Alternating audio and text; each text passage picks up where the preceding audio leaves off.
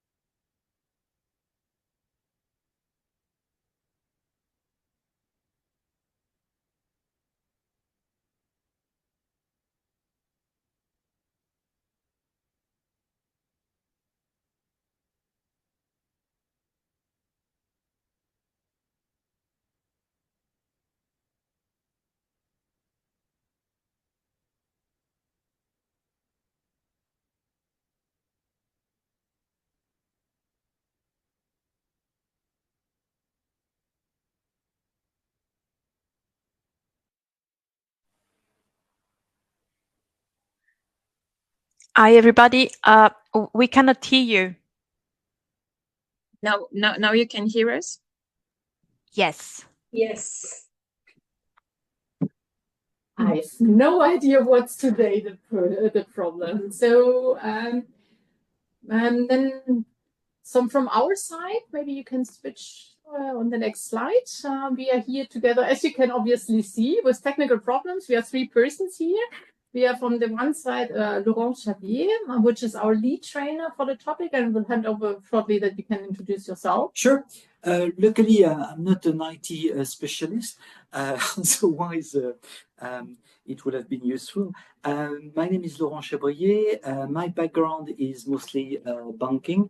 I spent around 20 years at EBRD, most of it in the power and energy team, where I did finance renewable project, but I was also the head of the Moroccan office for EBRD, and also spent a bit of time in the credit division to assess infrastructure projects. And since now I'm working for Frankfurt School on different assignments where we train local banks in developing renewable energy projects. Thanks very much. And then from Frankfurt School side, we're here together. So my name is Christine Grüning. I'm working for the Frankfurt School ULab Center. I think I know some of you because also was involved in the trainings the 2 last years.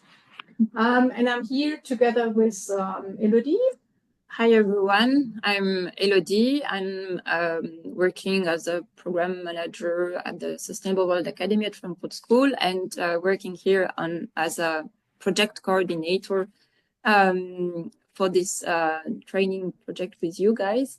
Sorry, Christine, I was supposed to give the introduction, but due to some technical issues, well, we had to adapt. Yeah. I think if everyone can hear us and see the screen, I guess we can continue. And yes, I connected with my phone, so I hope that you can hear me. So you have my video here and the sound here. So thank you. Thank you very much for doing this introduction, Christine, Elodie, and Laurent. So welcome everyone. I see that a lot of our members are connected here today. Thank you for connecting. Well, I see two blue bars on the screen. I don't know if it's only on my side. Yeah, it's one participant who actually played on the screen. Okay. Well, I can see that the session is very interactive already then. Well, thank you. Thank you very much for connecting today. We are very happy to kick off and launch this series of training for 2025. So welcome everyone. So as Frankfurt School colleagues were saying, this is a preparatory session online and it's being registered. So we are going to share with you. So if anyone was not able to connect today, you can still follow up and prepare yourselves to the training in person that is happening in Paris very soon, about 1 month, the week of the 7th of July. So we're very happy to welcome to today's session. And then I hand over the floor to Frankfurt School again. Thank you. Thank you, Tamara.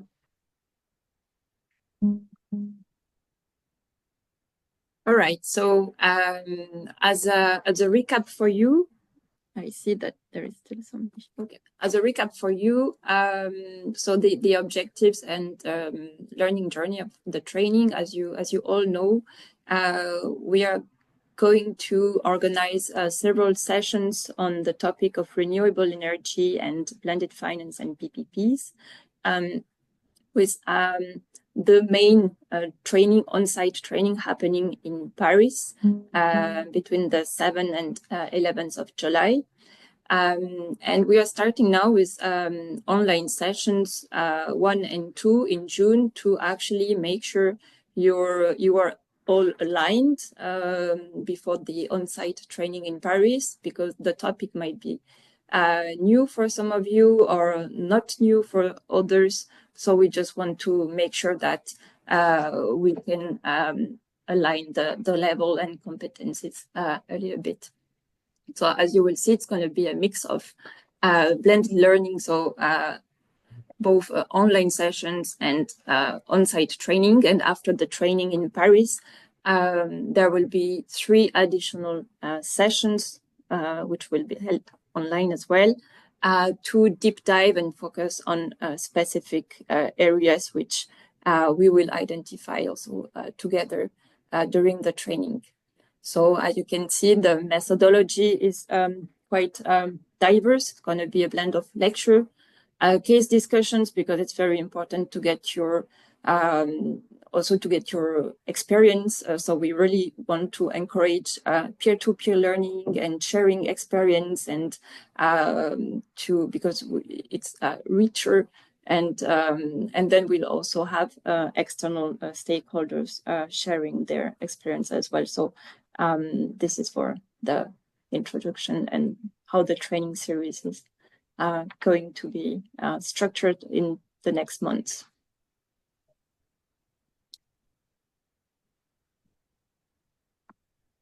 So for this session today, please maybe don't write on the PowerPoint directly and try to avoid, otherwise that's going to be difficult to read at the end of the session.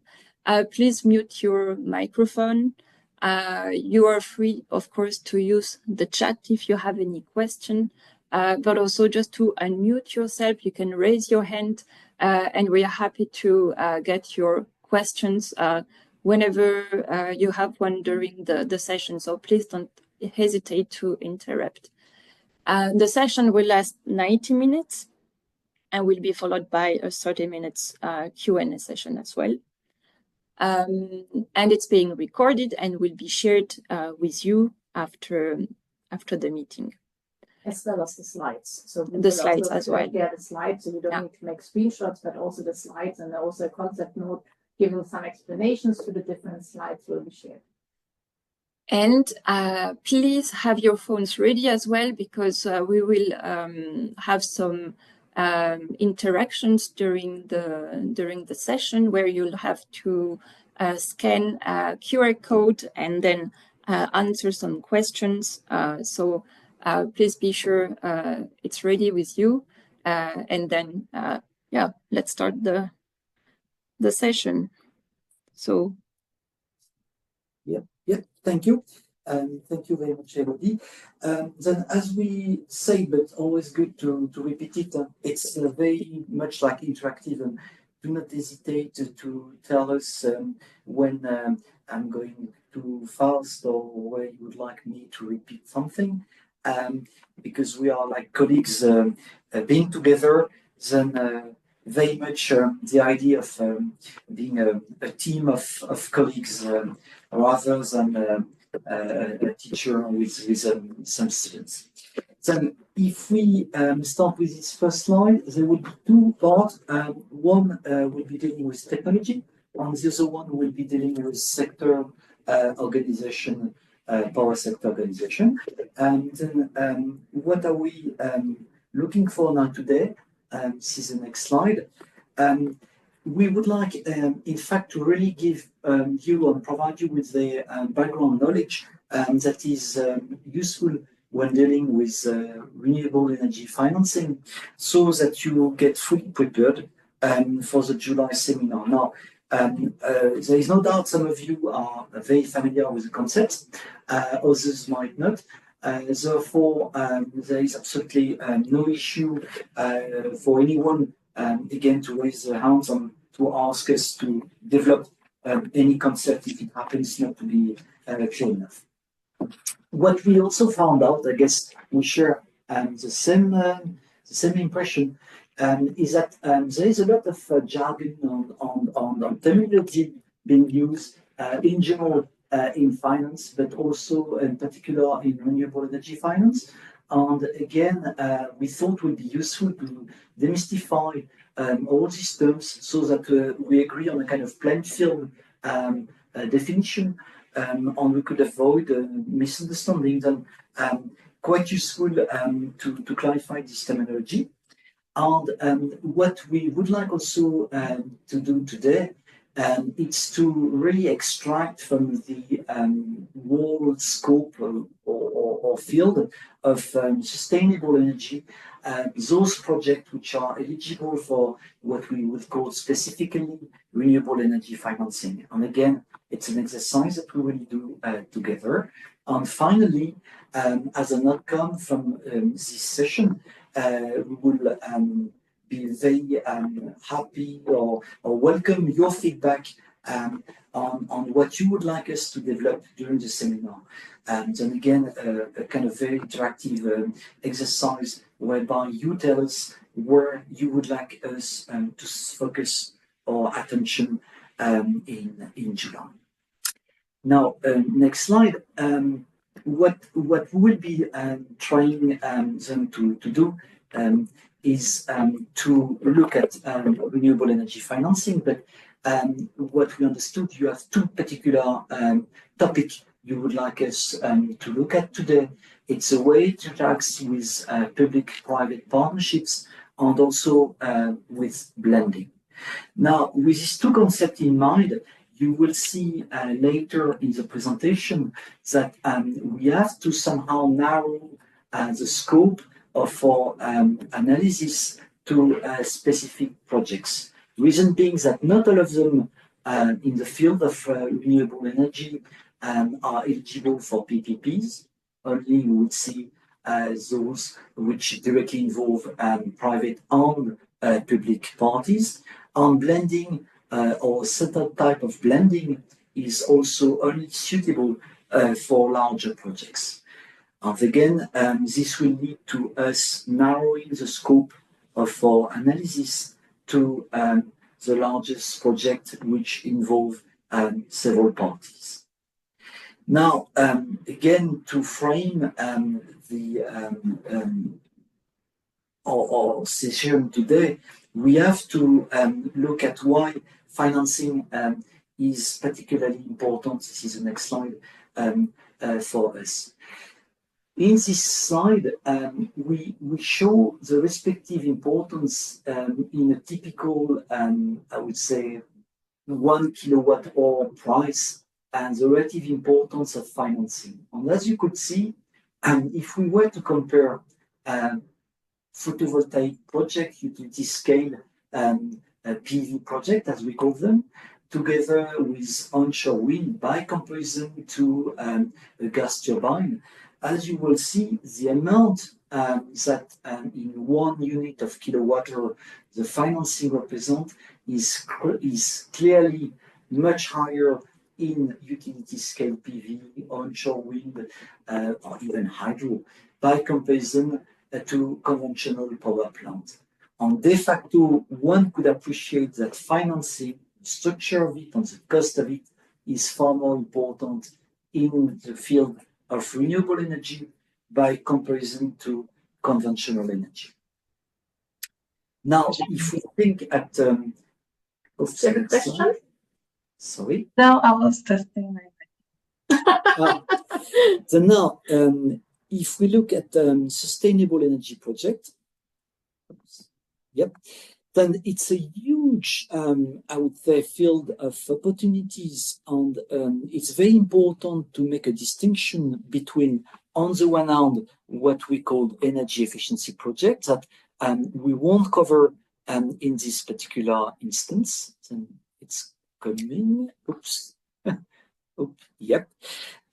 Which is different from renewable energy. Why is that? It's because energy efficiency is normally applied to existing businesses. Then most of the time you will be financing it through corporate loans, or this will be directly taken over by a given company. Then a bank may finance it. However, this will be structured in a completely different way. And what we would like to say with these slides is that today we will not obviously touch on energy efficiency. We will look at renewable energy. And within renewable energy, what we will be clarifying is the kind of project which are particularly designed for a specific type of financing approach that we will call renewable energy financing. And we will explain why we make such a distinction between the projects that we are financing almost like a conventional power plant, although they are classified as renewable energy, from this project which are typical for kind of, I would say, renewable energy project, such as wind and power. But again, we will explain now why we make a distinction among all these technologies. Now, chapter 1 is about renewable energy technologies, and we will scroll through the most common ones and dig into more detail in what makes them specific with regard to their financing. Then? Yes, so I think some of you might be familiar with Slide or not. It's really quite easy. It's an interactive tool. And basically, as you can see on the left side, there's either a QR code. That's why I already said in the beginning, it's helpful if you have a second device. Or the other one is you can also go directly on the homepage of slido.com and using the number behind the hashtag. And you know, to have also some interaction, we would like ask you, the first question is like, which renewable energy technologies are most commonly used today? We have already some experts with Slido. Yeah, it's starting.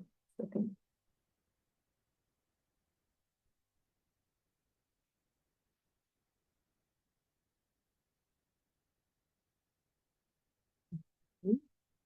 How many have We have 30 participants. Okay, then we're leaving still a bit time. Yeah, and meanwhile, I will try to remove those drawings. The person who did the green light, this blue, like, your marking, maybe is there also something to remove them? Oh, it doesn't know. Yeah, an eraser. Does it really make it? Ah. Okay, you are good. You are good. Excellent. Interesting. What is interesting in your feedback here is that, as we will see, hydro is predominant, no doubt, because of the number of projects that were developed almost since the beginning of electricity, and now solar and wind are picking up.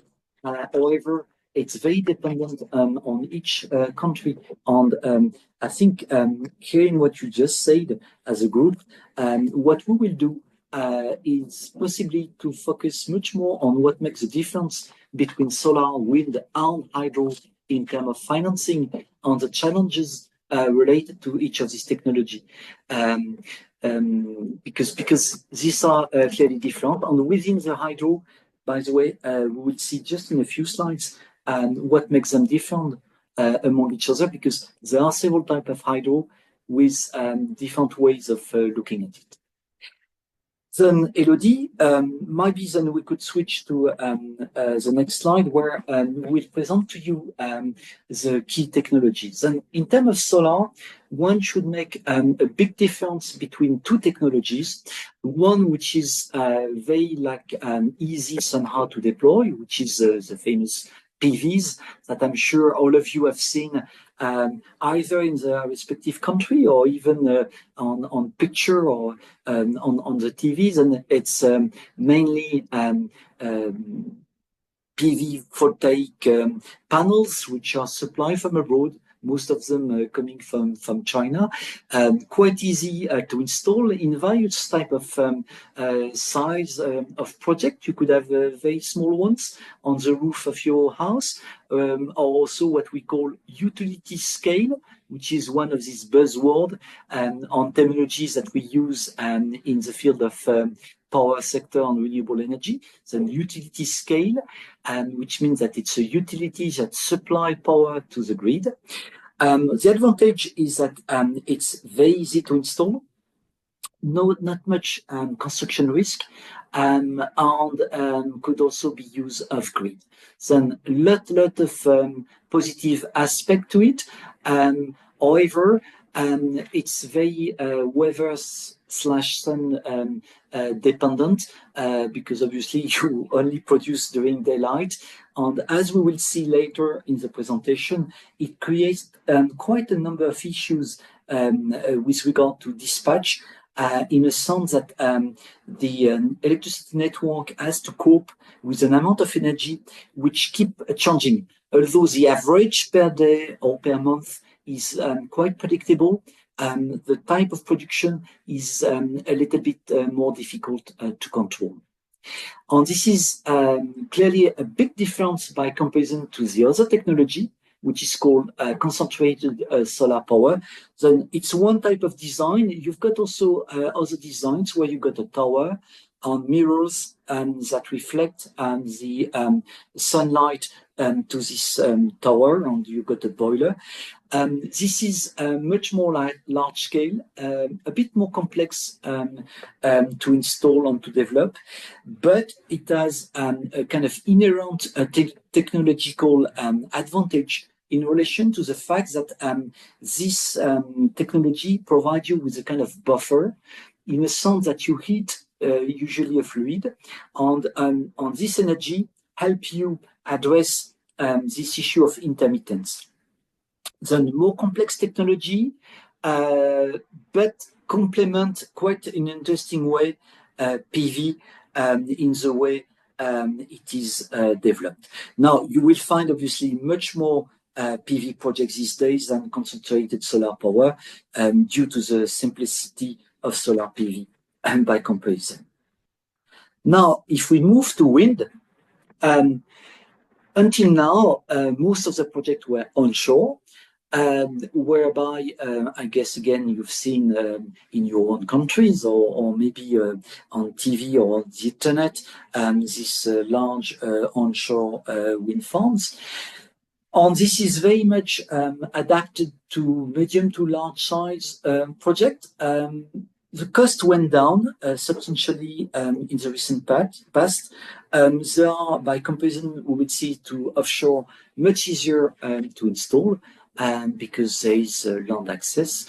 And most of the time, you do not require a particular infrastructure, at least on the wind farm itself.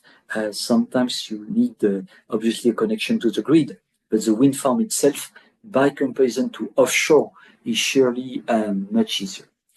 Wind, as one could easily understand, is very much dependent on the climate, and then you will have a production which will be sometimes complicated. And you have also a number of environmental concerns with regard to the noise and also to the visual impact. Then communities are often having issues with the development of the wind farms. Although they could be in favor of renewable energy development, but as long as it's not opposite to their houses. Offshore, as a consequence, is picking up because the impact on the environment, at least seen by the population, is much lower. However, it's more complex because you have to wire all these windmills and sometimes they are quite far away from the shore. You have also a technological issue in the sense that you have to change from DC to ACs, and the substations are much more expensive and complex. And in some locations, the wind and the ocean create additional technological challenges. Then offshore is getting up these days. However, it's clearly more complex and more expensive. Now, if we move to the next technology, which is the one that you noticed as being the most developed over the time, because it almost started with electricity, and I guess electricity was possibly supplied from from hydro, even before thermal. But we have to make a distinction between almost three types of technologies because they are very different from each other. On the left, we have what we call small hydro. And as you might see from the picture, these hydros are small in size, obviously, but they don't have any dam, which is on the one hand good for the environment because you don't impact that much the river flow. However, it has a negative impact on the energy production because you can't store water. Then you are very much dependent on the river flow. And with the climate change effects that we are seeing these days with heavy rain and then drought, this plant happened to be very problematic in terms of operations. Now, in the middle, you've seen what we call still mini hydro, although the technology is different. You've got a penstock, which is a big pipe, and it takes the water up on the hill, and usually it diverts part of the river flow to a powerhouse that you could see, which is a building underneath. These are usually bigger in terms of capacity, slightly more flexible in terms of operation, although again, you are very much dependent on a river basin and on the river flow, hence this issue with regard to your production. Now, on the right side, you've got this large hydro plant, and here the size could be from 100 megawatt to 1,000 megawatts. Some of them in China are even huge. and could really provide base load, as we could say, and provide the whole region with energy. Very large scale project. However, they still remain exposed to change in the climate, because even if you got a reservoir, you might have some drought during a year, which then force you to lower your reservoir level. However, they are complex and they yield a number of environmental issues, hence being much more complex to build, in particular these years. So those of you that might have said that hydro is what is the most common are definitely right. However, it's true that over the time this plant become quite difficult to develop. We have a question in the chat, but it was related to solar, because now I think we would otherwise move to Sure. So there's the question, OPEC-wise and in terms of energy storage capacity, how would you compare solar battery storage systems to concentrated solar power? Then we have a slide which is coming on that one, and I will address it. Then, in fact, I could either take the question. Then we take it when we have the question. If you don't mind, because right. it's a question which is very much coming, in particular these days, because a lot of countries are launching tenders where batteries are included with the PV solar panels. Therefore, all finances is asking this question, which is very valid. Now, before then we move to battery, there are two technologies that we need to cover, because they're also renewable, which are biomass and geothermal. Now, I say that we are covering them, although we might not look at them from the financing aspect. The reason is that biomass is surely very sustainable, in the sense that you burn organic material, which is a waste. The scale is quite, I would say, optimal, in the sense that you could have very minimal schemes totally attached to a farm or a small entity.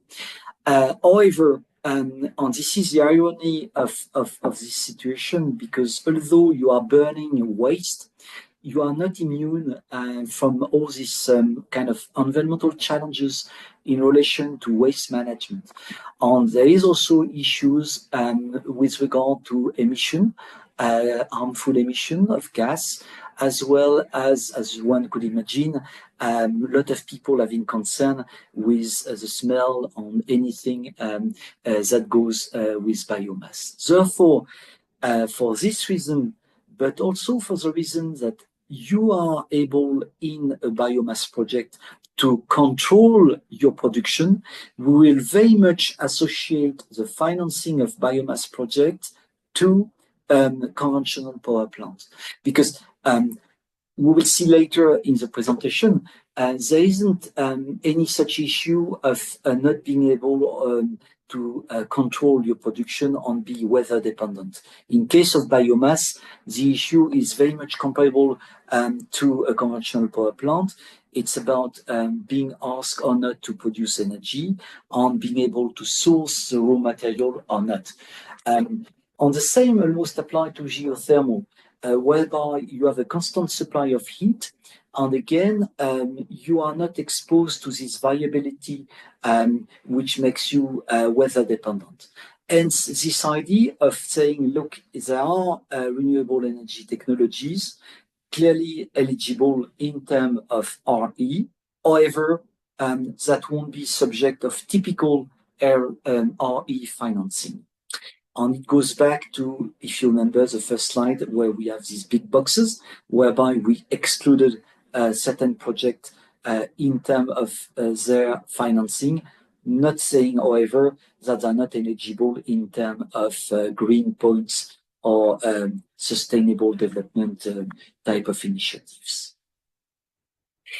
Now, before we move to this question on battery, A last slide which represent the trends as seen by the International Energy Agency in the way renewable energy will develop, and I think it very much reflects on the panel, on the group feedback on the technologies. And as you could see, pinpoint, yes, hydro is very much developed. However, potential for growth, and you see the chart is in terawatt hours, and that it's in production, not in capacity. Then very small increase in terms of production capacity. And this is explained by the complexity of developing new large hydros, but also on the difficulty of building mini hydros on new sites because they happen to be very unpredictable in the way they generate power. On the other hand, as you could notice, no surprise here, PV is supposed to continue to increase and represent a substantial share of the renewable energy supply in the future, together with wind. And what is interesting is that offshore wind, although is increasing, the pace remains slow. On the reason is that although it has all the benefits in terms of environmental impact, it happens to be very expensive, and obviously the sites are clearly more difficult to access because you need to get into the ocean, and access would be much more complex. That's a mix of comment or question. I think it's from Stefan Hüsche from KfW. Isn't geothermal much riskier than traditional power projects? They give an exploration risk and therefore require specific approaches, especially since it's overall very promising. Very true. Again, reflecting on my own experience at EBRD, we had a facility which was dedicated to geothermal, and the way it was structured, in fact, it was a grant which was reimbursable upon success. Then again, to reflect, because it's pinpoint, I guess, the question, then we arranged a grant whereby we did finance the drilling, and which is always quote unquote at risk and very complex. And open success, meaning when the plant was in terms of feasibility confirmed or proven to be potentially a success, we will then make the grant reimbursable.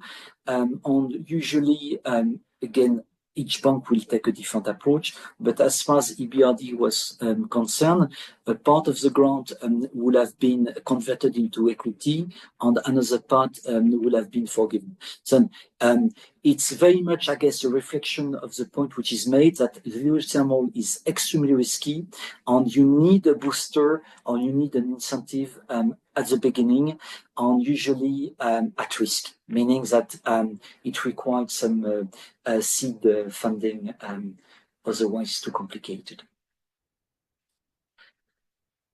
Now, again, I promise to touch on batteries, on storage, but there are, I guess, two messages to take with us having look at all these technologies, is that, as you might have seen, they have something in common, which is very much a pattern for energy, renewable energy.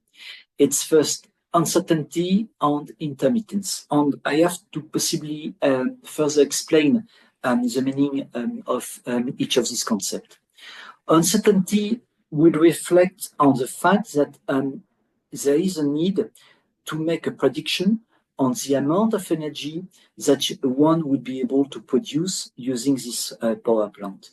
And as you could notice, although the uncertainty varies depending on the technology, but for solar, you are dependent on sun radiation, on wind flows, and therefore, what you need to do is to appreciate the fact that you don't have an exact knowledge on the future production that you will be able to generate, and therefore the revenues that will be associated to them. Then it's an issue of quantity and quality of your production.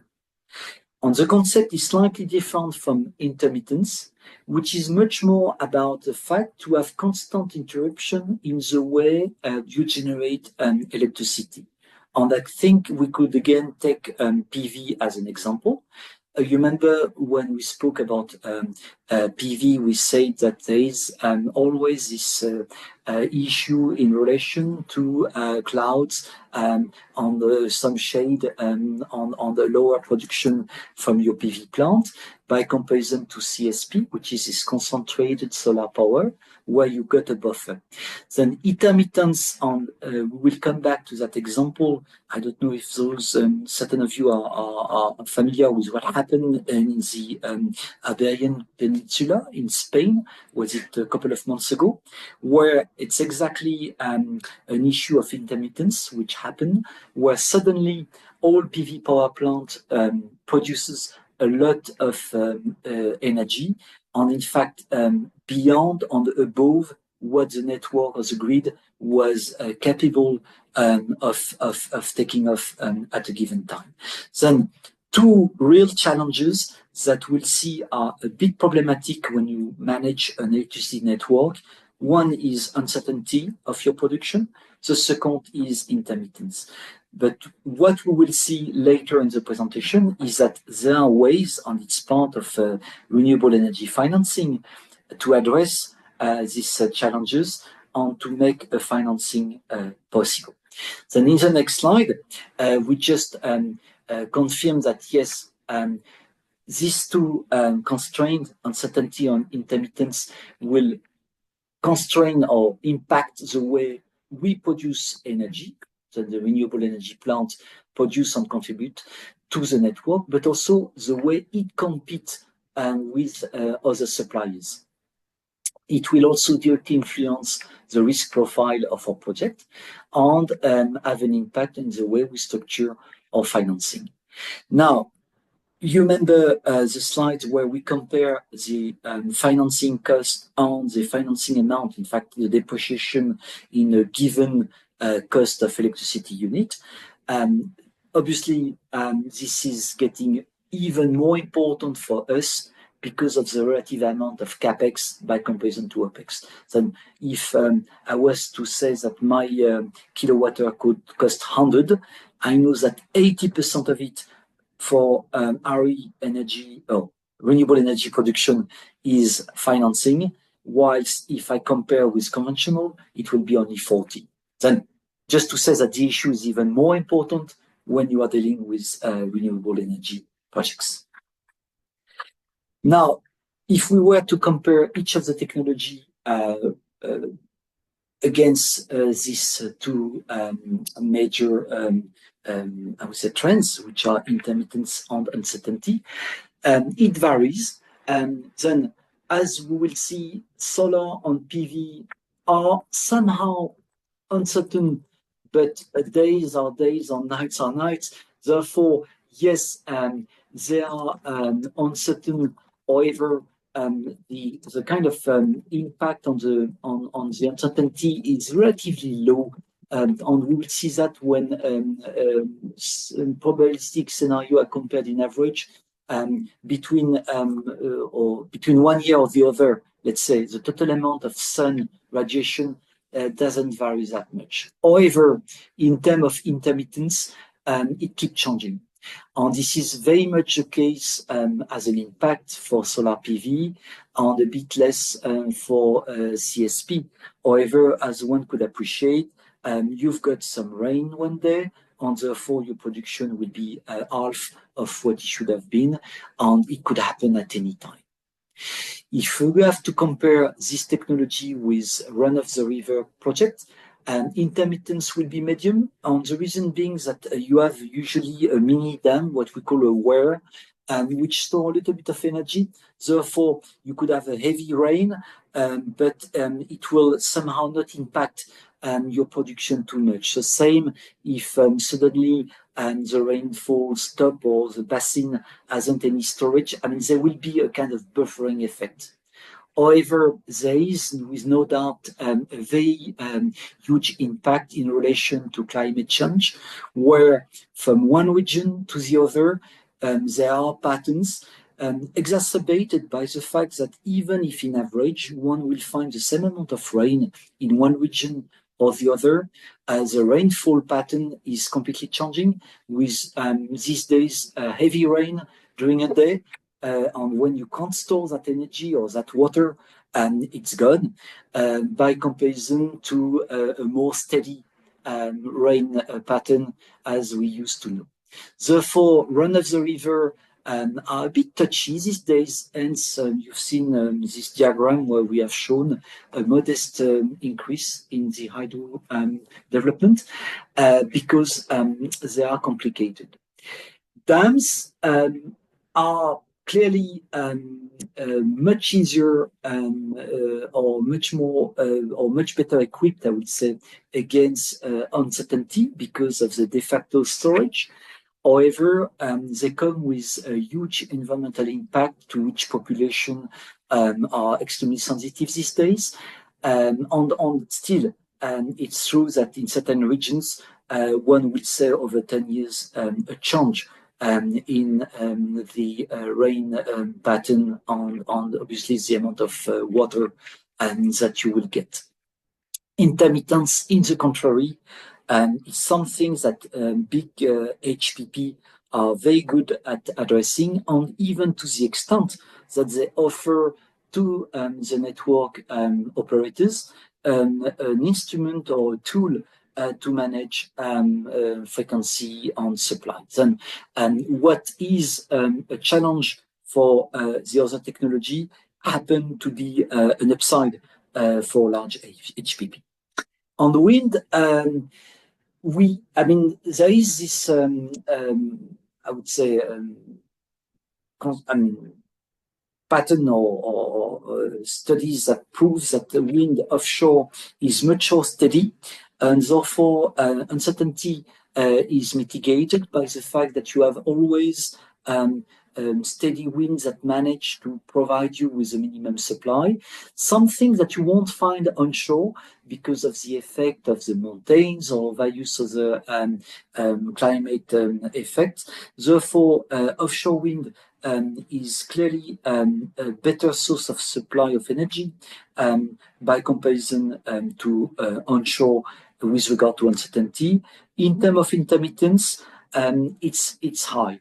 And one could appreciate that the wind is blowing suddenly, hence an additional supply, and then you've got nothing during a few hours, hence a big challenge in terms of intermittence.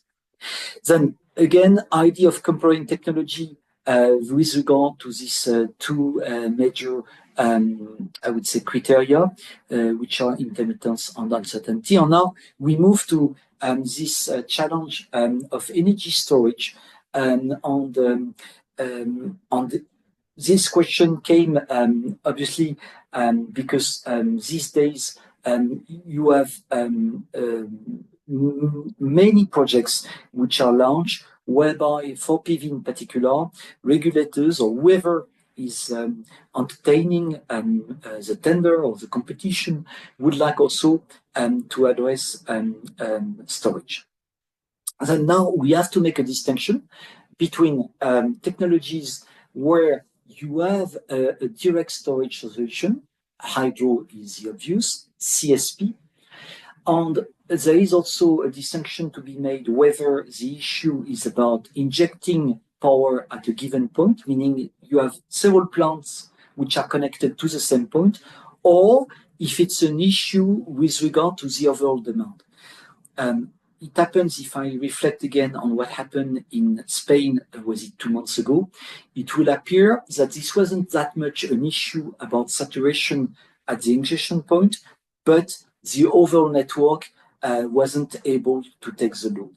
Therefore, when we speak about ability to store, it's really two ways. It's one way to delay the supply to the network, but it's also a way of avoiding saturation of the network. Then, as you could see, network operators are really now looking after solutions to try to optimize renewable energy supply into the network.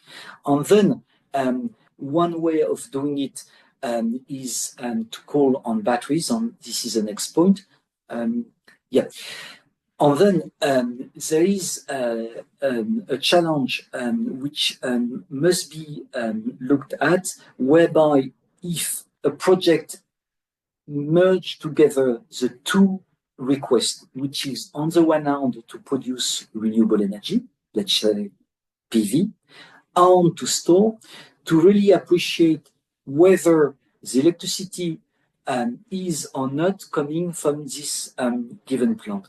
To take it in a different way, in fact, when the system operator call for project which associate the two, they might be more looking at an easy way to solve their problem than optimize whatever plant is to be constructed. And if we take this thing further down, it means that the electricity or excess energy that is available from the PV plant next to the battery might not be the cheapest one or the one that one should be using for the battery system. And if we even take this challenge one step further, one could even think that the best way of addressing storage will be to decouple production and storage. Why is that? It's because storage could be anywhere as long as you are connected to the grid at a location where it's the easiest way of injecting power back to the network. And this idea that many system operators are now developing to simplify the issue by saying, look, I would like your PV plant to also include batteries, might be simple in terms of procurement, but not ideal in terms of optimization of your financing. Therefore, in a kind of conclusion, when we will look at storage, and it's a point that we could develop during the seminar, it's, I think, very important to decouple the two and to really look at the financing of the PV plant and the financing of the energy storage. And one may realize that, in fact, the two projects might not follow at all the same economics. Then your PV plant might be economically viable, while the storage might not be. And if the system operator asks you to merge the two, this might be at your expenses. But clearly, storage is coming as a big, I would say, challenge these days, and we will look at it during the seminar. Now, if we move to technology, two things are important when assessing technology on projects. And here we listed the key buzzwords, or I just don't want to use this type of terminology, but typical figures that are used to assess your project in terms of energy supply. Then energy yield will be the most commonly term used to assess how much energy you produce on a given site. And for you as bankers, you will be in a position to easily compare one project to the other by looking at the energy yield, by comparing one site to the other, one wind supplier or one technology supplier vis-à-vis the other, so that you determine whether a project is or not economical. There are specific energy yield being used for solar, which is by comparison to a given type of technology of PV versus the other. And here, again, it's more for you to determine whether your supplier of equipment is providing you with high-tech or lower-tech equipment, and which one to choose. The second typical, I would say, terminology or figure used to assess your project will be capacity factor, which is to put in perspective the design capacity of your plant with regard to the production. And basically, your concern here will be to say, look, I am installing a power plant of 100 megawatts. How much time will I use that plant? Because one may realize that a plant is underused or overused. And here, this will be a question for you to really find or strike the right balance between the capacity which is considered on the usage which is made of that capacity. On the last ratio or figure which will be used, but mostly for solar, is a performance ratio. With all these words on definitions, what we would like to say is that in the field of renewable energy, there are typical terminology that I use and help you as a banker to compare projects and to do like a benchmarking and to assess quickly one project by comparison to the other. Now, in the next slide, we will really get deeper into what makes renewable financing different from any kind of financing. And this is what we called P50, P75, P90 projects. And in fact, it's a way which has been now implemented and is somehow becoming or became over the time a normal approach for assessing projects, which is to really look at the probability, and it goes back, remember, to this technology issue, whereby you are exposed to weather condition. And then a methodology has been now defined and is implemented everywhere to assess each every project by reference to the probability of production. Now, why this is the next slide is it important? It's because, as we've seen, a renewable project has this downside of being very much exposed to weather conditions. And then on the one hand, it's great because usually it's a free resource, but unfortunately, as a consequence, you are exposed to the wind, to the solar, and to the water flow at any given point. Then it's very much critical for us when we will modelize our project, and again, it will be something we'll be doing and looking at during the seminar. And we will also look at it from the perspective of the risk assessment. Then this will be clearly the main risk that we'll be looking at when dealing with renewable energy projects. Now, how do we interpret this P50 or P90? So in P50, it's a situation where 50% chance that you exceed a production and 50% chance that you are below the production. On 90 will refer to a situation where 90% of the occurrences you are exceeding your productions, and you are very conservative in the way you look at it. On how is that calculated matters, because you as a banker will be dealing or relying on engineers that will use statistical models to predict somehow the occurrences of each of these scenarios. Obviously, as a banker, you will rely on these engineers. However, there are clearly patterns that one will have to appreciate, in particular for water, whereby it's true that these days climate change makes predictability much more difficult for water supply. Hence, the fact that you will always remain, and I think it goes back, remember, to this idea that hydro is possibly having less, I would say, growth in terms of market than the other technology. I guess it's directly in relation to the uncertainty arising from climate change.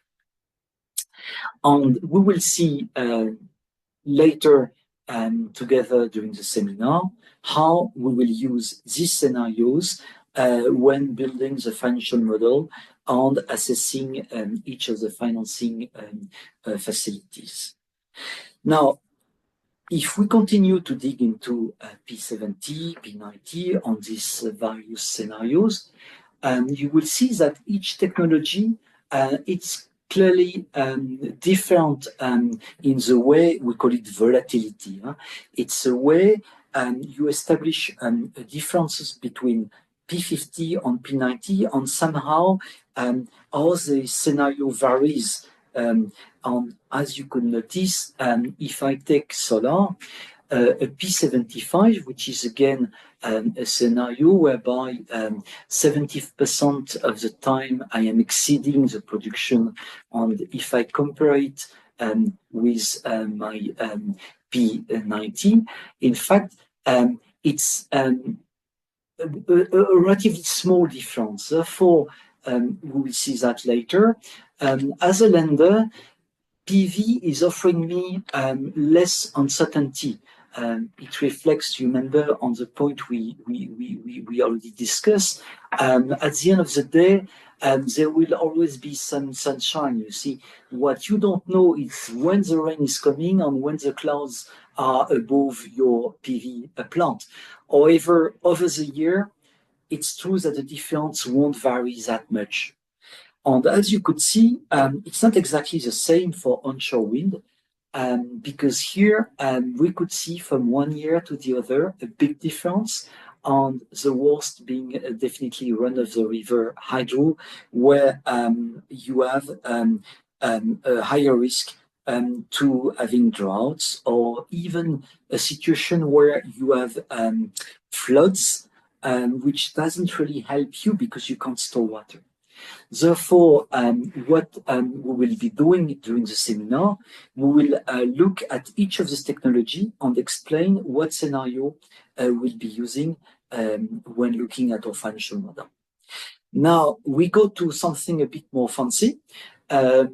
And here we describe in a kind of more, I would say, conceptual way, each of these bubbles representing the level of uncertainties. And you have in color different technologies and run-of-the-river, and it's big because it's very uncertain. And then you have onshore, offshore, and PV. And as you could see first, PV is always smaller. Why is that? It's because it's very, quote unquote, more certain in terms of solar irradiation.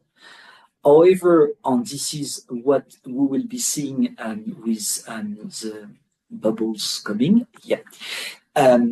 It provides you with lower volatility and a higher level of confidence. Then you as a lender will possibly be ready to take higher risk because you know that this risk is controlled. Then you might want to consider a P75, but again, during the seminar, we'll explain and make sensitivity analysis based on these scenarios. However, and this is the next test we'll be making, what we will be doing when looking at technologies such as run-of-the-river or onshore wind, we'll be much, much more careful and therefore possibly use P90 or even P95 in order to mitigate the risk of uncertainty in relation to the production of run-of-the-river plant or wind, onshore wind.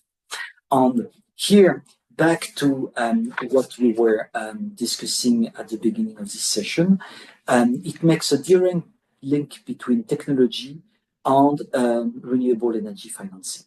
Then in summary, what does it mean for us? Then it means that technology will impact us in particular because we are very much CapEx intensive, meaning we spend a lot of money up front, but we have lower OpEx.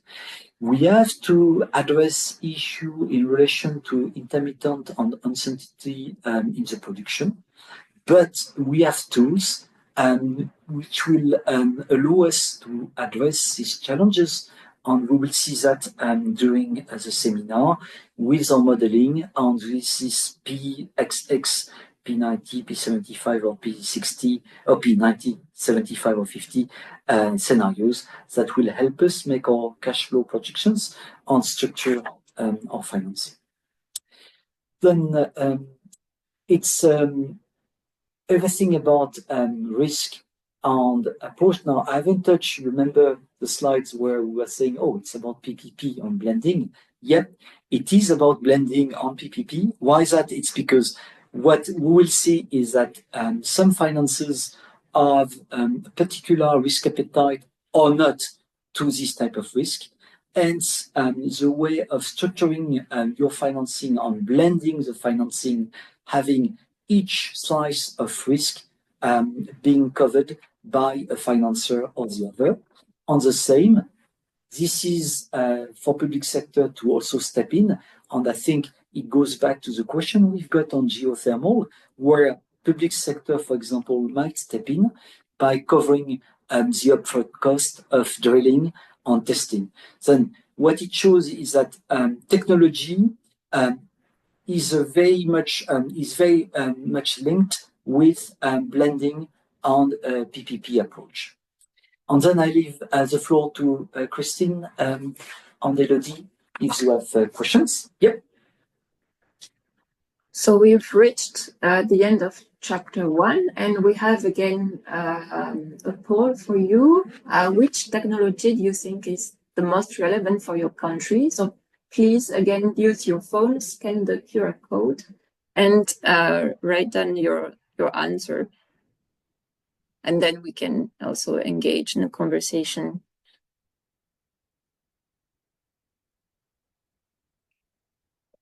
Would be great if you can add also the country, like, in the same box.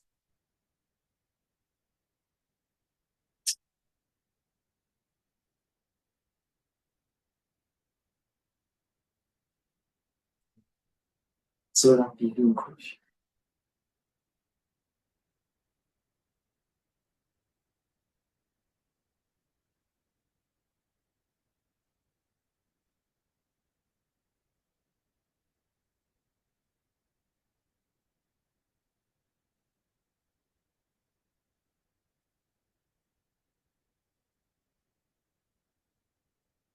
Solar is clearly leading. Yeah. And what we'll be doing in the seminar together with some of the audience, we will link it with storage. But with this idea of somehow addressing these two schemes in parallel.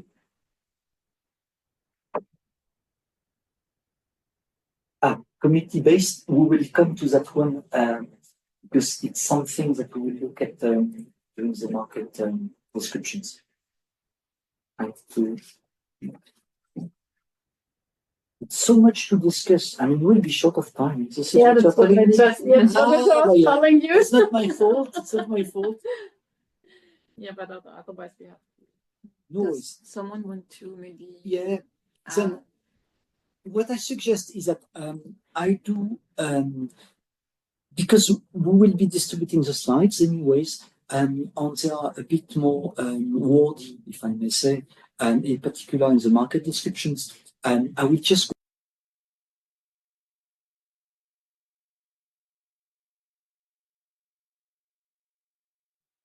You muted yourself.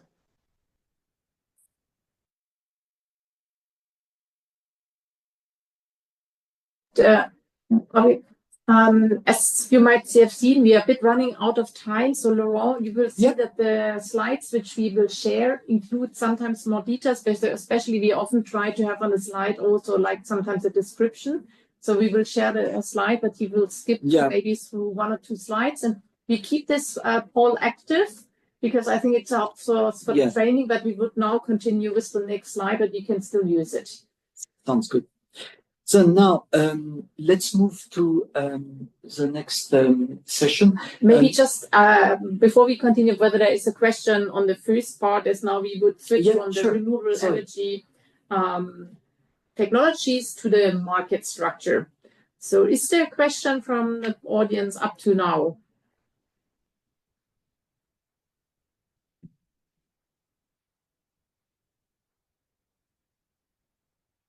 Okay, and if not, place it in the chat. We can still pick it up and then I hand over back to you. Okay, then maybe we could directly go to challenges, if you don't mind, and we will also go to that one. Okay. Exactly. So as you could see, also the first slide, the previous slide, also the network has members from many different countries. I think it would be interesting to see a bit like what are the typical challenges of the power system you experience in your country of operation. And you have defined or predefined some like shortage of power supply, quality of supply, whether it's this how to balance the renewable energy in the grid, a lack of regional integration, or if you have something which is not falling under other categories, then we would have others.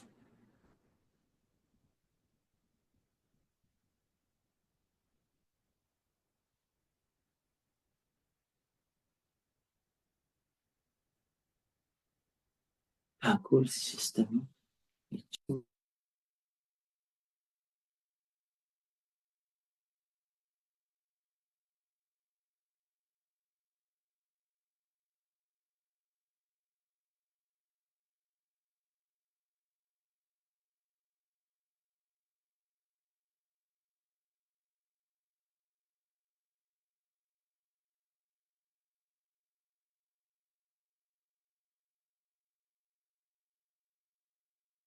In the grid is one of the key topics, but it's also why we had the electricity market as the second part of the training. Okay, so this poll will also remain open, and we will directly move to the next. Are we ready? Yeah. Next slide. You reopen the microphone. Okay. Hello. Then, in fact, as you could see, the unbalance of the grid that came up as number one is clearly highlighted as a key challenge, because we have the electricity network on the top, and on the left it shows that it requires stability and predictability. However, we have now these days to shift from what we used to know, like a heavy, big coal fire plant, which was stable and controlled, to intermittent on uncertain productions. And very much a challenge, which is complicated for us, knowing that electricity network were always organized through a network and through regulations, but we need to address these challenges with a new regulation.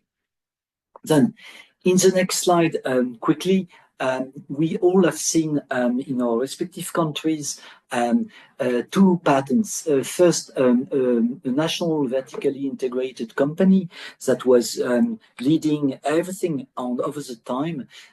Each country experienced a certain level of opening. Could it be through privatization or through PPPs on various other initiatives? Now, what it led to, and this is the next slide, I'm rushing a bit because we are short of time, is that anyhow, whatever the country, one could really look at the market from the perspective of three big entities. The first entity here, will be generators, which are on the left, and this would be windmills, on PV plant, on thermal power plant.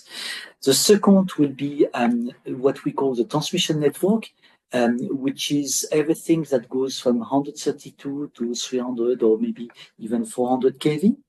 And on the right side, you will have distribution companies that directly interconnect with eligible customers.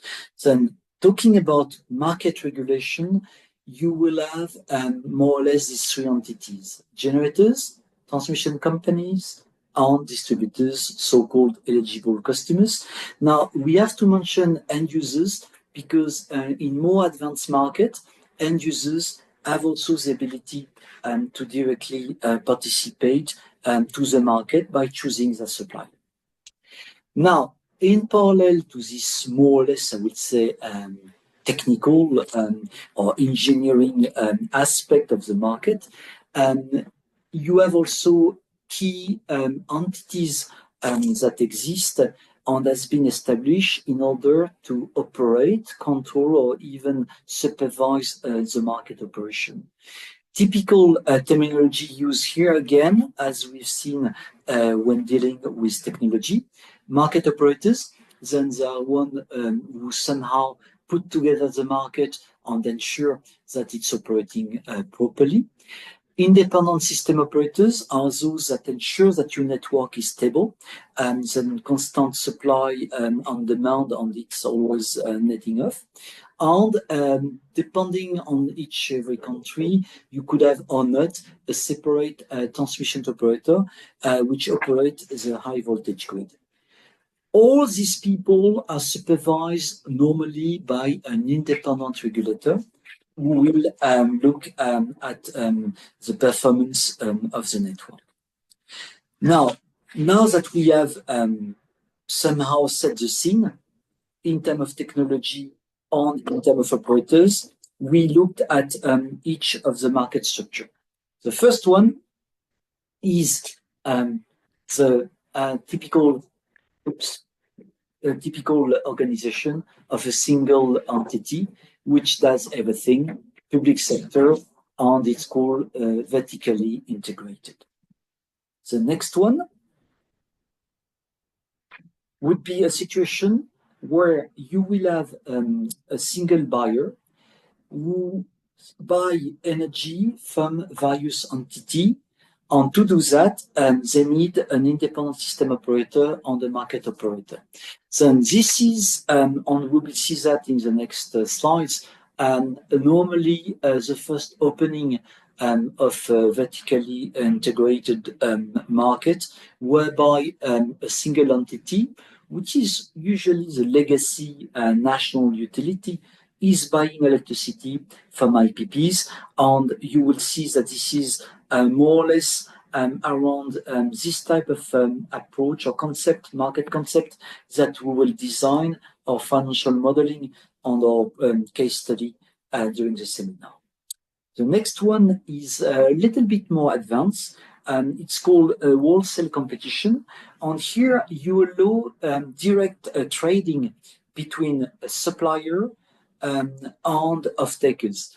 And if you play with the animation, then you will have a licensing on PPAs between a supplier and an off-taker.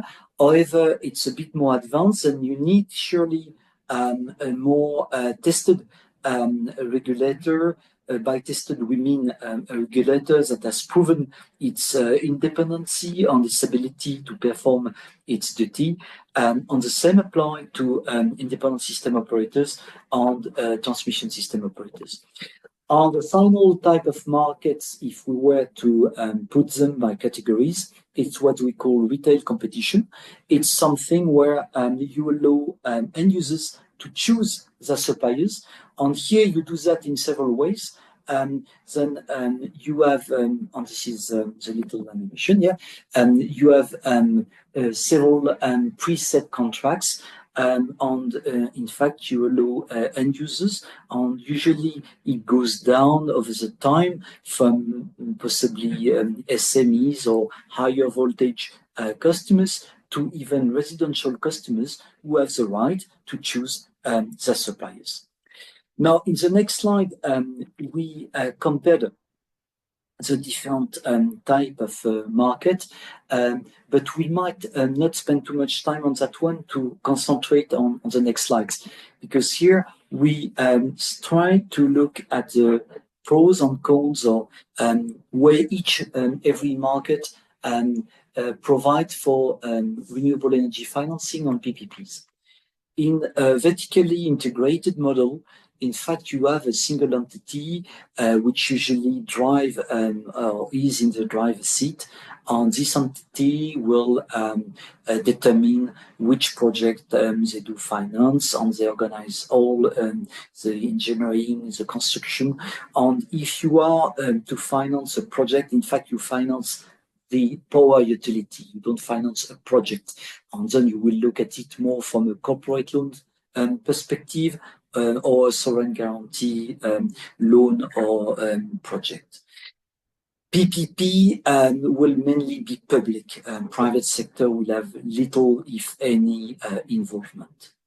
In a single buyer model, you will open the door to private sector. And this is very much what you are looking at when doing renewable energy projects, because you will be invited usually, or the developers, sorry, will be invited to compete and will gain access to the market through a license. And this project call on dedicated financing, and they are particularly suitable for blending. Why? It's because each project constitutes a platform, and you will be able then to have various financing entities contributing to the very same project with a risk allocation among each of them. And it's a typical partnership between public and private. And here, what is important to stress is that even if all the financing might come from private sources, the public sector is a buyer, and therefore one may qualify this project as PPPs because obviously you sell to the public sector. In the next scheme or next type of market structure, in the wholesale competition, again, you will have direct private initiatives because usually you will be dealing private to private. Again, very much welcome blending and structuring. And we might, although the public sector might be less involved, one should appreciate that things such as the transmission network, which are usually publicly owned or publicly managed, will be part of it. The same in terms of market settlement, whereby you will expect the public sector to participate. Therefore, there might not be very much PPP in the sense that the public is heavily present. However, one can't undermine the fact that public sector is involved. In the retail competition, it's possibly the situation where public sector is the least involved. Here, an important thing to note is that usually renewable project will be more as initiative of the off-taker, meaning it's more the buyer of energies that will say, look, I would like green energy. And then they will be the one imposing on the supplier the fact to green its supply. Therefore, they will be at the initiative of the project. Now, there is a question in the chat, and since it's a pretty long question, Margot, would you like to unmute yourself and directly ask the question?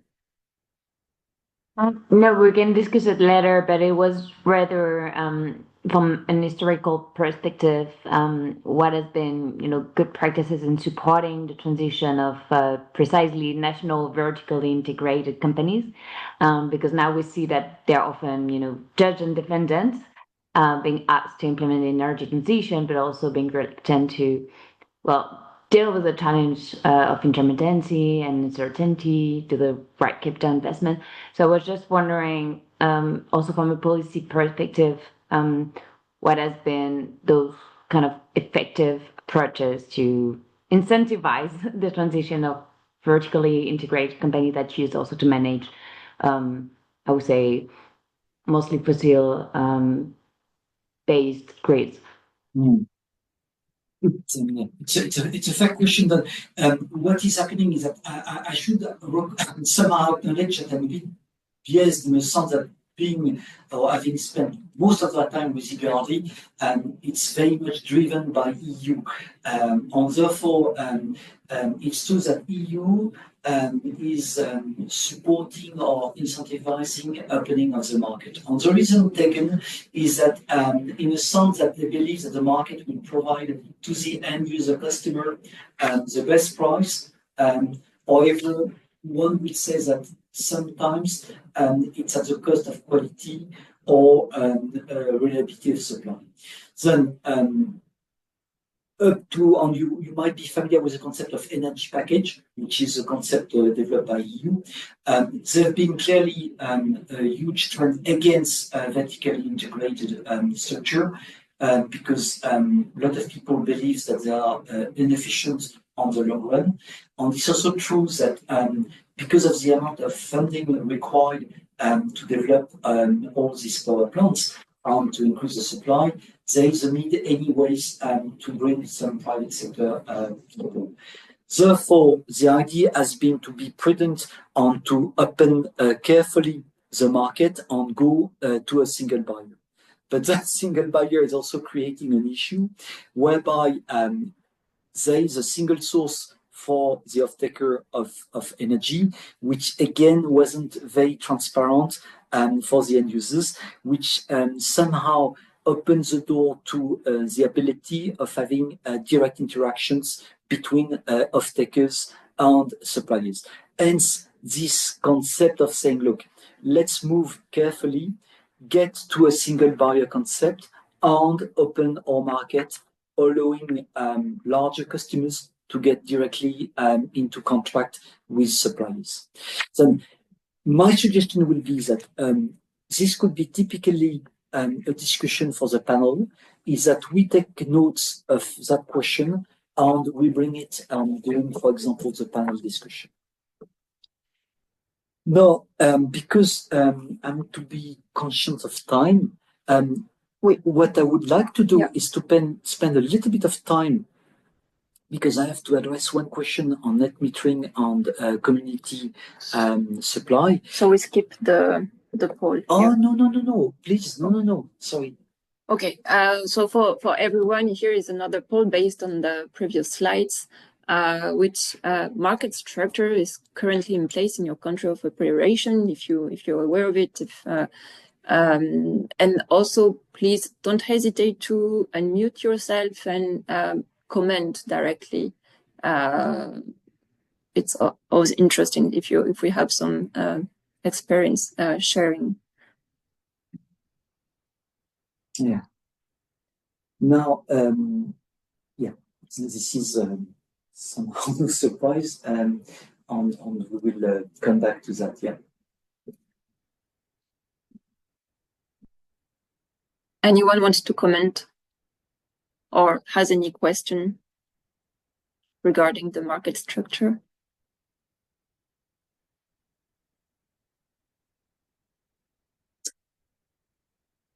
If not, we will move.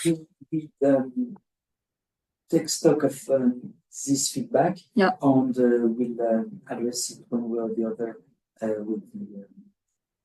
with the panel.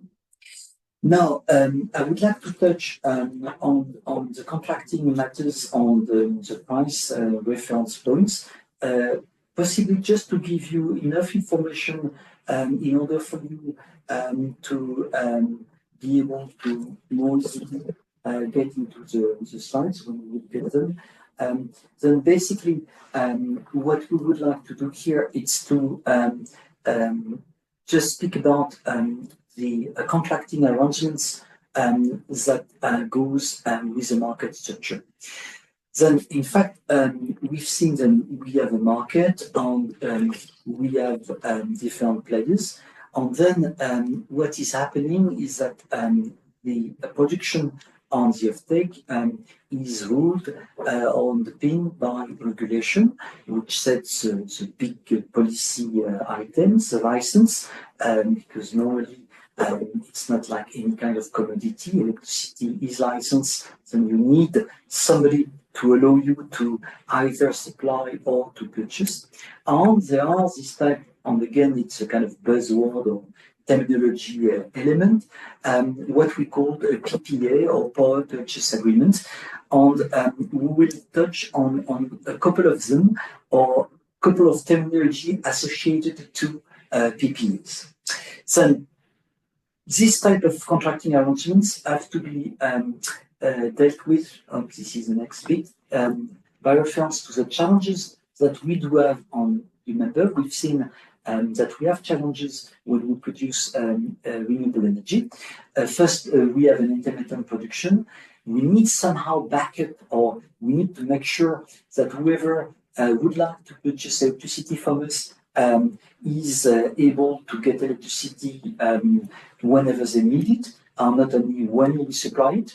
And we need them to look at, on back to what we have already mentioned in Spain recently, to look at the consequences of network overload on at the injection point, on what could happen if there is too much energy that flows into the network, and therefore there is a need to curtail and to stop the connection to the network.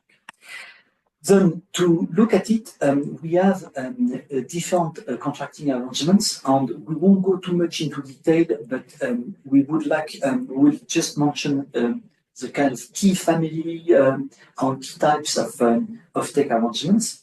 Then, if I list them, there would be, and we'll describe it in more detail in the next slide. Maybe the next slide will be more informative. The usual one somehow, or until recently, was what one was calling, or is calling, take or pay. Basically, you as a renewable energy generator supply the network on hell or high water, or whatever happens, the off-taker must pay you. The good thing here is that it just immune yourself from the risk of oversupplying, or really reduce substantially the consequences of intermittence on somehow of uncertainty. However, as you could imagine, it's putting all the burden on the off-taker. And more off-takers are trying to find ways to addressing this issue. One way that we already seen is technical, which is batteries, where they say, look, it's not take or pay. In fact, I will force you to store energy when I don't need it. So it's one way of doing it. Other ways is by trying on, we will look at it, to in fact make the delivery point before or after the congestion. Basically, they put the supplier at risk of the consequences of not being able to dispatch. So one will have to be very careful in reading the terms and conditions of the contract, because more and more you see a shift in the way off-takers accept take-or-pay conditions. Another one, which is much more or much less favorable for the generators, it's take-on-pay. Basically, the off-taker only take energy when he needs energy, which is very problematic, obviously, for renewable energy. Now, there are ways of still promoting the interest of renewable energy by giving them preferred access. However, it's not always sufficient to address the consequences of intermittent productions. Now, net metering is one which is addressing community production, and this was one question that we've got. Somehow we mention it, but we won't discuss it much during our seminar. The reason is that net metering is very much designed for small-scale schemes, which are not very suitable for a PPP, because you are talking about the small SMEs or even residential people having a PV panel on the roof. And then net metering consists of netting off the amount of energy that you purchase from the key supplier on the amount of energy that you produce, and then you send back to the network. And these schemes are very popular when you try to develop decentralized production, and you try to substantially increase your, in particular, PV production in one go, However, they come with certain challenges that we may discuss if you want during the seminar, such as price for offtake, such as congestion of the distribution network, which wasn't designed to receive energy, but more to distribute energy. Then we mentioned it. However, we have to just say now that this won't be the typical contractual arrangement for a larger renewable energy project. Merchant is a very risky approach, but very common in more advanced markets, where an open market is in place, and you sell energy to this market at your own risk. And then two types of markets that we have to mention because they go in parallel to the others.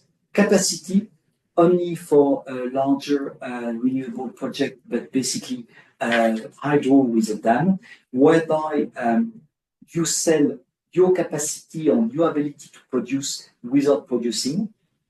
And then CDM on green certificates, which is what we call a parallel market. And you sell your electricity under the condition I just explained, take or pay, or merchant.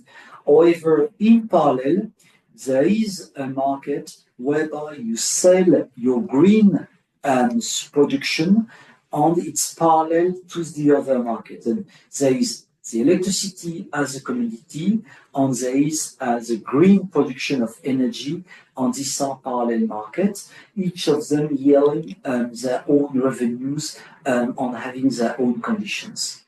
Then, with all these markets in mind, we have enough to see, and this is what we'll do during the seminar, what is the risk associated to each of them, on how we structure our financing depending of each of these markets, because as you could appreciate, as a lender, you will love take or pay, but you won't like much merchant. Therefore, you would structure your financing in a different way for one or the other. Offtake on legal terms and conditions is one thing, and then we will just spend a few minutes to discuss price. And these are Yes, we had actually another poll for you just to check if you're still awake. And based on the previous contracting arrangement table presented by Laurent, do you know which type of contracting arrangement is being implemented in your country of operation? So between the several options presented, take or pay, take and pay, net metering, merchant, capacity, green certificates. And again, feel free to unmute yourself and comment your answer or ask any questions if you have. Because we could definitely, what we'll do, should you be interested, it's to look at the detail of each of these contracts and see the way you will structure your financing on your term sheet based on each of them. Because you as a financer will look at it in a rather different way. Then obviously we should look at it from the perspective of the market where you are getting. So take or pay the most common. Yeah, which is quite good. Although unfortunately, off-takers are getting a bit tricky these days, and they try to scam the scheme and find ways out. Now, we spoke about the legal terms and conditions. Now, let's speak about the price. Because, again, in the field of renewable energy, there are various contract terms in terms of price that happen to be used. Let's look at them. Because useful to know the meaning on the different use. So feed-in tariff is the most common one and fits very well with take or pay. Again, ideal for you as a lender. Then it's a fixed price which is paid on the PPA. Then it's very common and obviously the best of what a lender could be looking for. Contract for difference is not that different in the sense that you agree on the price. However, two parties pay. The market is paying you, and then somebody else is paying for the difference between what was agreed and what the market paid you.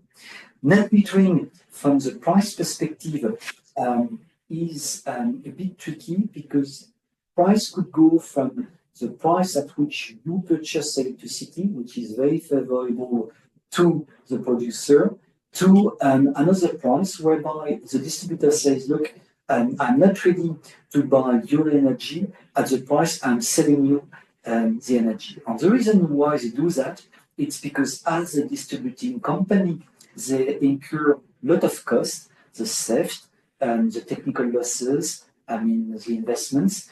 And then they say, look, it's unfair, then I'm only buying electricity from you at the discounted price. Therefore, one will have to look carefully at the term and condition of net metering. And again, capacity payment, it's only for large HPP, and that one will go alongside the cost or the price you will get paid for electricity, which will fall under the category I mentioned before, feeding, contract for difference, or whatever conditions. Now, these are the typical structure or tariff contractual terms, but we have also to remind ourselves that if you look at the offtake price and the price somebody is getting for the electricity supply, it's only a fraction of the price that the end user will pay. And when looking at price references, it was important, obviously, to remind ourselves that we have to be very careful when comparing the price of electricity as an user and the price of electricity as a producer. And as you could see, depending on the country, this represents only 50 or even 40% of the overall price. Then, with that in mind, we will just spend now a few minutes to compare production prices, and only the blue elements are to be compared with the attention being given to the fact that it only represents a fraction of the end user price. Then if we have to compare the blue element of the price structure, the first price reference that we will be using during the seminar is what we call levelized cost of energy. And we'll go into more detail right now because we will compare this one to other price indicators such as short-run marginal cost, long-run marginal cost, and obviously all together have to be compared with the offtake price, which is either your PPA price or the price of the market. Now let's start with levelized cost of energy, which is very much the norm to assess any kind of project. Now, what we are trying to do here, we compare the net present value of producing the energy with the amount of energy discounted over the same period of time. So in the next slide, we show you the kind of fancy formula that we've got. But basically, what you are trying here to calculate is how much it costs you as a renewable energy producer to produce this energy discounted over the time. And now what is very interesting in the next slide is to compare the way, and this has been data computed from this International Agency for Renewable, but one might have different figure, but the trends are generally the same. You have to compare the way this levelized cost of energy went down for each of the technology over the time by comparison to, I hope you could see, conventional, which is a black line, which remain more or less, which more or less remain steady. Why is that? It's because there have been effect. Yes, fuel cost goes up and down, but usually the taxes compensate. And more or less you have a steady price for conventional power generation. However, you could see the dramatic reduction in the price of production of energy from PV, but also from wind. Now, all of them, possibly with the exception of concentrated power, are below the production cost of conventional, and it makes obviously a very appealing case for renewable, bearing in mind, however, that unlike conventional, you don't control your production. So here you could see the kind of tension that a system operator will have between being able to supply constant power to the population and cheap source of energy, but heavily dependent on the weather conditions. Now, we will just touch now on the way one will compare these prices, because we have spoken about the cost of you producing energy from a generation plant, but there are two figures which are very important when looking at the market. Then it's to compare the production cost of a given unit, let's say a renewable energy power plant, with your competitors. And to do that, two costs are quite interesting to look at. The first one is what one calls the long-run marginal cost, which is in fact the most expensive source of energy if you were to take account of all the costs. Then basically you think, oh, if I am supplying energy, how do I compare with the most expensive source of energy? And we will see that obviously your production cost vis-a-vis that price will give you an indication of the risk you are exposed to in terms of dispatch or in terms of offtake. The same happens with short-run marginal cost, which is the very same idea. However, you only use operational cost. Then you somehow compare the ability of another entity to undermine you. In fact, to produce by delaying the depreciation on the repayment for any loans. And it's a basic cost one will incur when producing electricity, forgetting about longer expenses.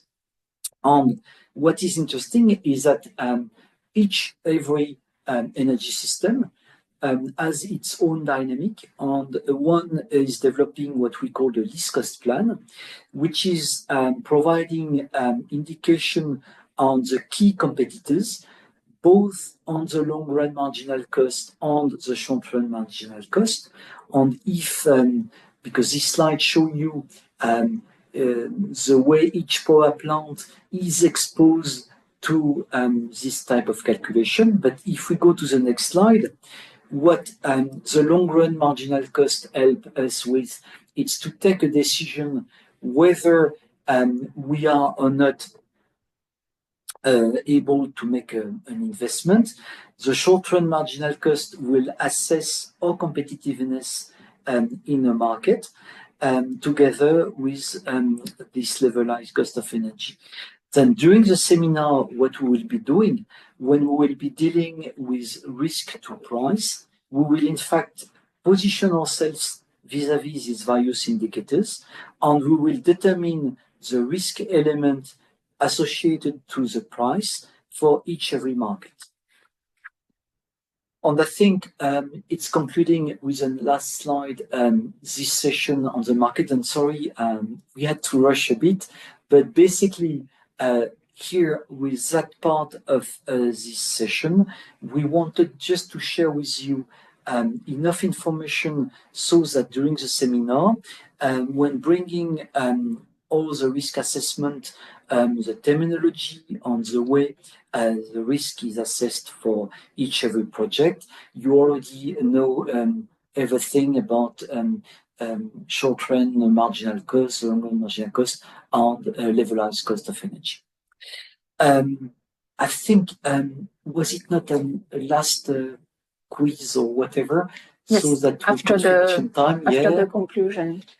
Because I guess the conclusion will be really short, except to say that hopefully, looking at both the technology on the market, one will have seen that this is something which has a direct impact on the way we structure our financing, because the risk assessment on the mitigation measures will have an impact on the way we blend, the way we structure financing on each of you around this facility. Then really, hopefully you will have seen or got the foundations on the key critical, I would say, terminology on the ideas that underpin this type of risk assessment on the project analysis.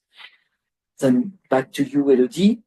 Yeah, so we have a last question for you. You can answer in the poll, but since it's several questions, maybe it's better if you unmute yourself and you share directly with the rest of the participants. It's mainly to learn a little bit more about your experience with renewable energy projects. Are you currently in the process of considering such large projects? If so, are you considering blending finance? What would be the degree of participation of the public sector? This would also help us better understand where you're at the moment and refine the content for the seminar in Paris next month. So please feel free to answer the poll, but also to unmute and share with us, as it's probably easier.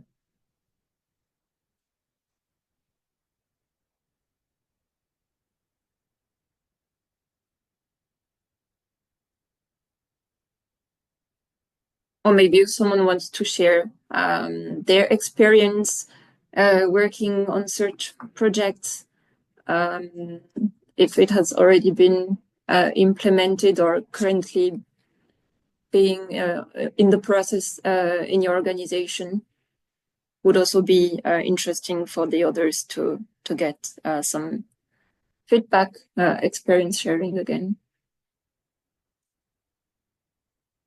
Does someone want to take the floor?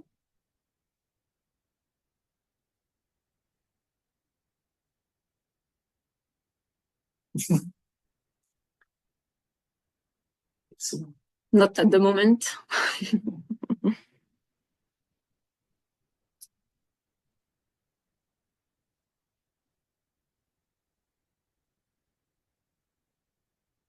Maybe the participant would just replied, yes, using blended finance with both public and private.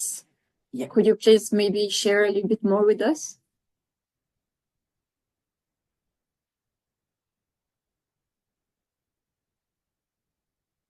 Please don't be shy. Sorry, it's Mohammed here. I was just adding the input on behalf of my colleagues who are in that space. Yeah. But yeah, I think we do definitely, the renewable energy sector is quite a key focus area of investment within DBSA, and we do use blended finance mechanisms, whether it's blending, catalytic climate type of finance with DFI and crowding in private sector, focusing predominantly on solar PV and wind. And my understanding is, you would have both private sector and public sector involvement as well. Yeah. On what we'll be doing, if you're interested, we'll build together a financial model typical for solar, and then we will try to structure facilities which correspond to each of the entities which will contribute, so that when you blend, each party finds the risk profile, and could it be the tenor, could it be the return, and we would see together through the financial modeling how you could structure your financing package. Sure. Noted. Thank you. Does someone else want to take the floor?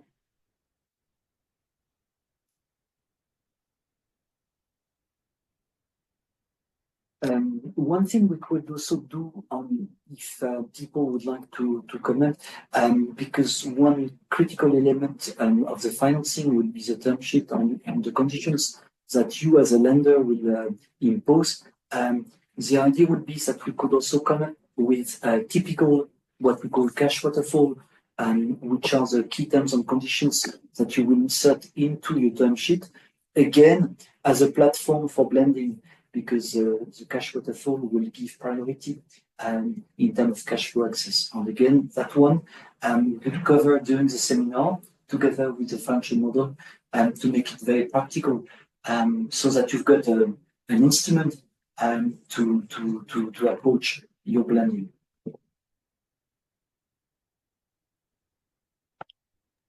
Any last comment or questions about the session today?